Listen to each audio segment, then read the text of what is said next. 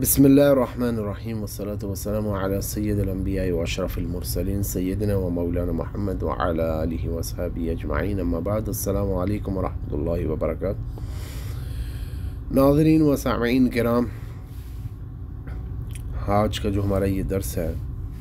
یہ ہمارے سابقہ درس کا بقیہ حصہ ہے، جو کہ ہم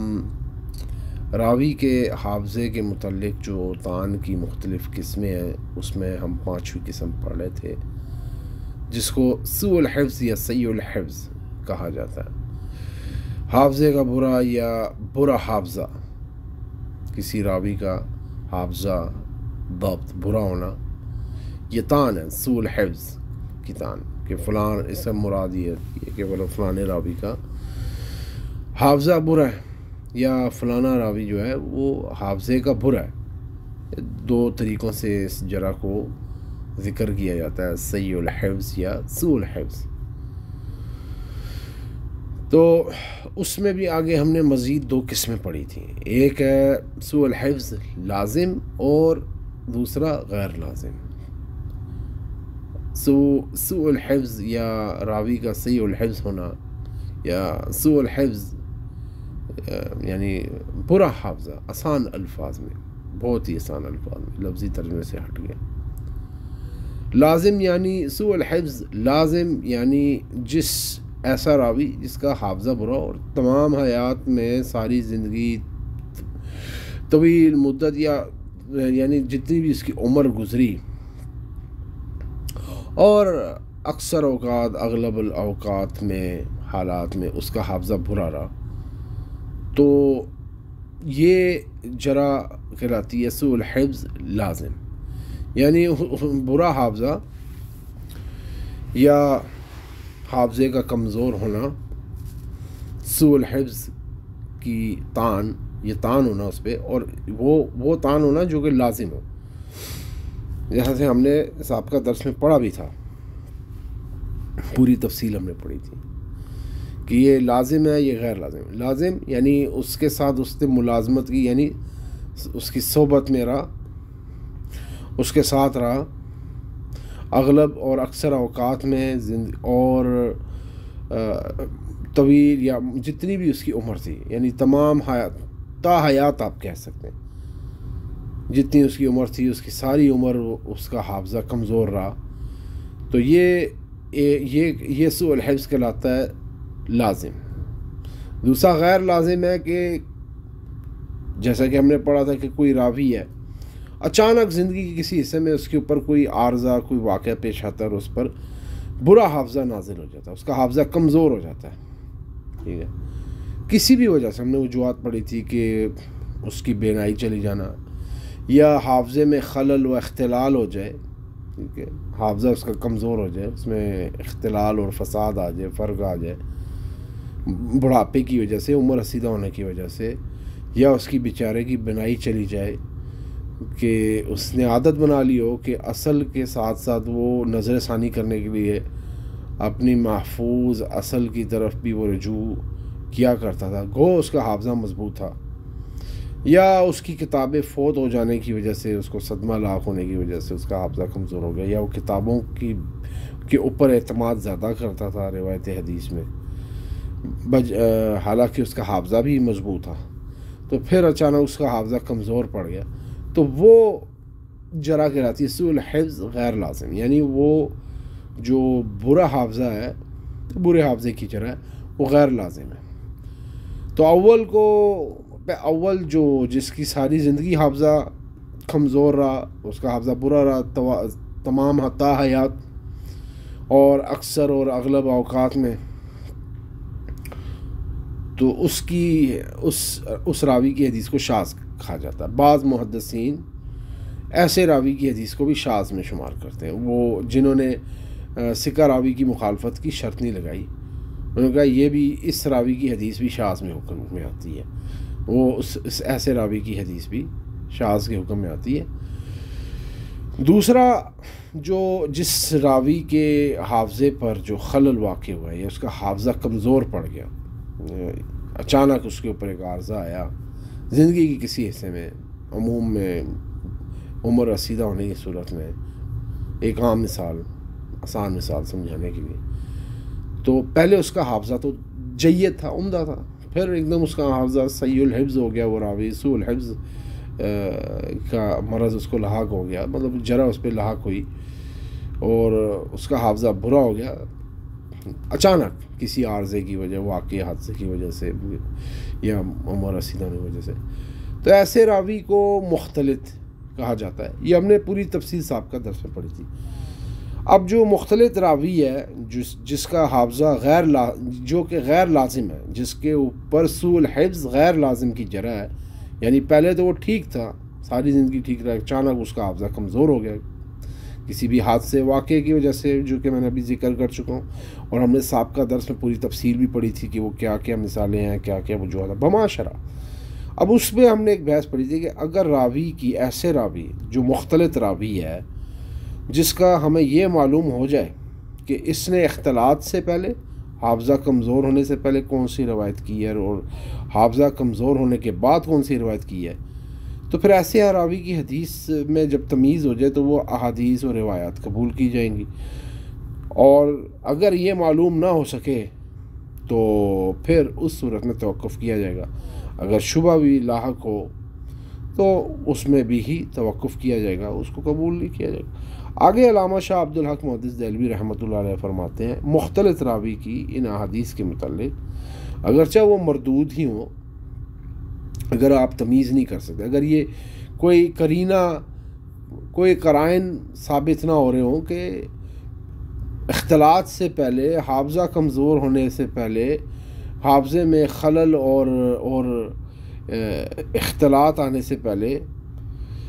جو اس نے روایات کی ہیں وہ کون سی ہیں اور جو اس کے بعد کی ہیں وہ کون سی ہے، اس کا کوئی قرینہ، کوئی دلیل شاہد نہ مل سکے تو ایسی صورت میں اس کی حدیثوں پہ توقف ہے، اسے قبول نہیں کیا جائے گا. لیکن آگے وہ فرماتے ہیں کہ وہ ان وجد لهذا القسم مطابعات و شواہد ترقى من مرتبة الرد الى القبول والرجحان وهذا حکم احادیث المستور والمدلس والمرسل. کہتے ہیں اگر اس حدیث کی، مختلط راوی کی احادیث جو اس نے روایت کی ہے، اگر اس قسم کی حدیث کے لیے اگر کوئی مطابعات اور شواہد پائی جائیں تو ایسی مردود حدیث رد کے مرتبے سے ترقی کر کے قبول اور رجحان کے مرتبے کو پہنچ جاتی ہے. وَهَذَا حُكْمُ أَحَادِيثِ الْمَسْطُورِ وَالْمُدَلِّسِ وَالْمُرْسِلِ. اور یہی حکم ہے مجہور راوی کی اور مستور راوی کی احادیث کا، مدلس راوی کی احادیث کا اور مرسل راوی کی بھی احادیث کا، کہ اگر ان کے لیے بھی شواہد پائی جائیں، مطابع احادیث مل جائیں، شاہد احادیث مل جائیں، تو وہ مردود یا ضعف اور رد کے درجے سے ترقی کر کے قبول اور رجحان کے مرتبے کو پہنچ جاتی ہیں.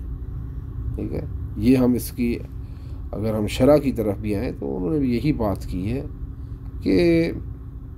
علامہ عمیم الاحسان رحمۃ اللہ علیہ اس دوسرے فقرہ کی شرح میں فرماتے ہیں کہ ای تقبل الروایات المردودہ من ذلك المختلط بتلك المطابعات وشواہد. کہتے ہیں وہ جو مختلط راوی ہے جس کا حافظہ، جس پہ سوء الحفظ غیر لازم کی طعن اور جرح ہے اور ہم تمیز کرنے کا کوئی قرینہ نہیں ہے، اگر ہو بھی تب بھی، لیکن فی الحال اگر نہیں ہے، اگر برسبیل مثال کوئی قرینہ نہیں ہے کہ کون سی پہلے کی ہیں، کون سا حافظہ کمزور ہونے سے پہلے کی ہیں، کون سا بعد کی ہیں، کہتے ہیں ایسی راوی، مختلط راوی کی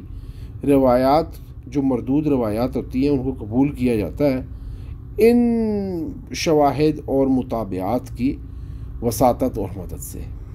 کیونکہ وہ اس کی گواہی دے رہی ہوتی ہیں، اس کو تقویت دے رہی ہوتی ہیں، وہ اس کو درجہ مردود سے درجہ قبول تک لے جاتی ہیں.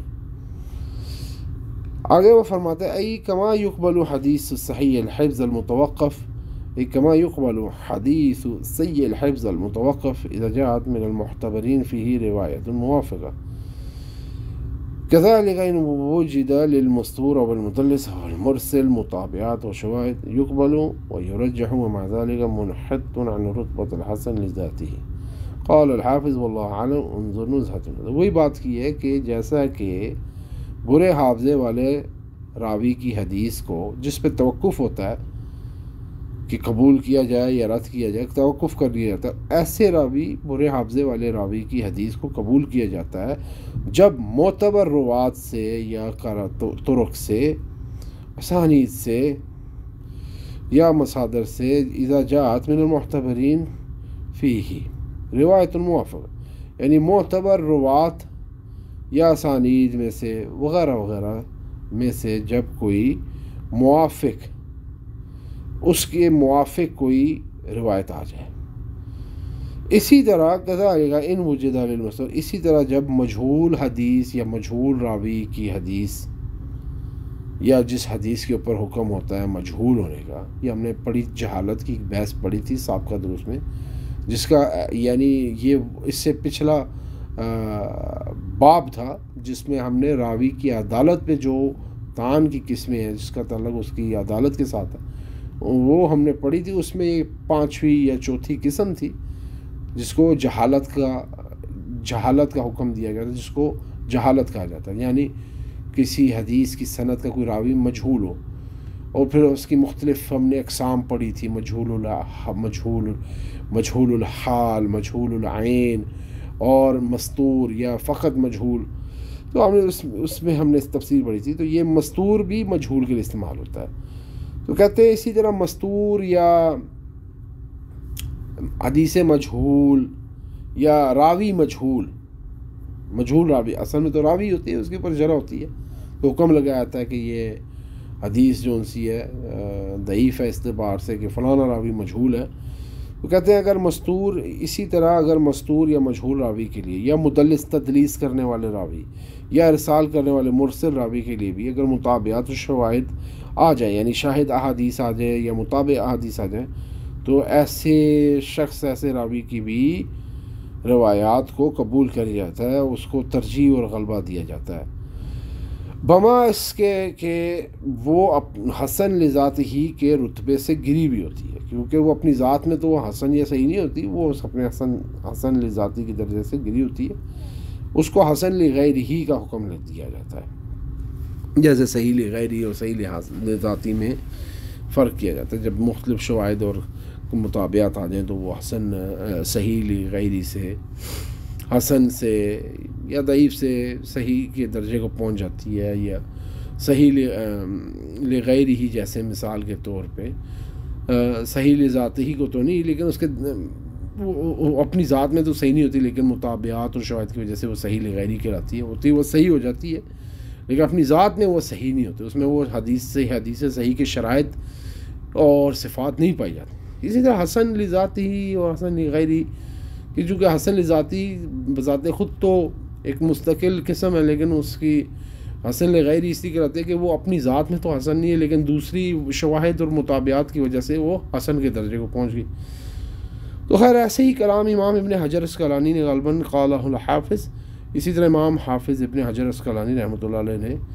فرمایا ہے، واللہ عالم۔ دیکھیے نزہۃ النظر شرح نخبۃ الفکر ہے، اصول حدیث کی بڑی معروف مشہور کتاب ہے، اور علماء اس سے اچھی طرح واقف ہیں۔ تو بہرکیف ہمارا یہ درس الحمدللہ ثم الحمدللہ، ہمارا یہ باب، یہ فصل جو راوی کی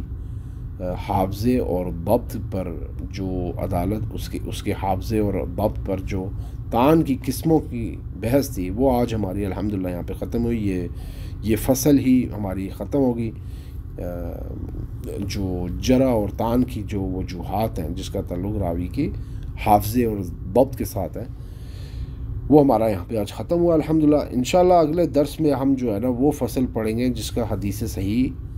اور حدیث صحیح کی اقسام اور خبر کی اقسام، جن میں ہم اخبار احاد پڑھیں گے، خبر واحد، اور پھر اس میں اس کی اقسام، اور خبر متواتر یا حدیث متواتر جو کہ صحیح کی حکم میں ہوتی ہے، اس کی اقسام پڑھیں گے، تفصیل پڑھیں گے۔ تو انشاءاللہ اب تک کے لیے آپ مجھے اجازت دیجیے، اپنا خیال رکھیں۔ السلام علیکم ورحمۃ اللہ۔